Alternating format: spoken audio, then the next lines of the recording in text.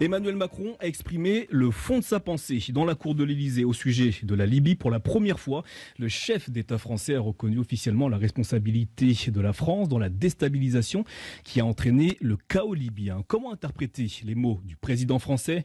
Antoine Glaser, journaliste et auteur de nombreux ouvrages sur l'Afrique, estime que le but de cette reconnaissance symbolique est de reprendre pied dans le pays au moment où la Turquie, la Russie ou encore l'Italie font part de leurs intentions vis-à-vis de la Libye. Que ce soit les Américains ou les Anglais, tous disent maintenant, ouais, c'est vrai qu'on s'est fait entraîner par Nicolas Sarkozy en 2011. On a bien vu comment pendant des années, même si c'était un dictateur, comment Kadhafi gérait un équilibre précaire entre les chefs d'État de la région, faisait les fins de mois des chefs d'État du Mali ou du Niger et même du Burkina Faso. Et le financier, c'était Kadhafi. Et de l'autre côté, il y avait le grand frère sécuritaire algérien.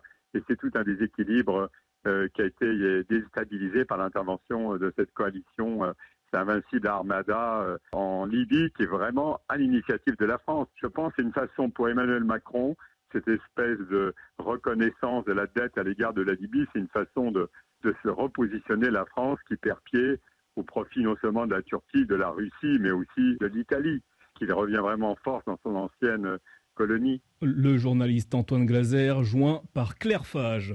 Toujours au sujet de la Libye, Mahmoud El Werf. Macron sur la Libye est une reconnaissance du rôle joué par son pays et par d'autres dans le chaos qui s'est installé en 2011 sur place et ensuite dans les pays du Sahel, explique Sori Ibrahim Diarra, président de la jeune association malienne de veille citoyenne. Aujourd'hui, nous sommes vraiment contents de cette déclaration du président Macron. Tous les désordres qui s'est passé à Libye, que le Mali, Tchad, Niger, chacun de ces pays, sinon on peut dire tout simplement le Sahel a été déstabilisé. Si la Libye sera stable, ça veut dire que tout le Sahel sera stable. Mais pour la vice-présidente de la même association, maintenant le président français doit avec ses alliés poser des actes concrets. Ramata Ndao. Il doit mettre ses dits en action, il doit aller plus loin et faire de telle sorte que le Sahel puisse avoir la tranquillité, la paix. En clair, les membres de l'association malienne de veille citoyenne souhaitent la mise sur pied d'une véritable coalition militaire internationale pour lutter efficacement contre le terrorisme.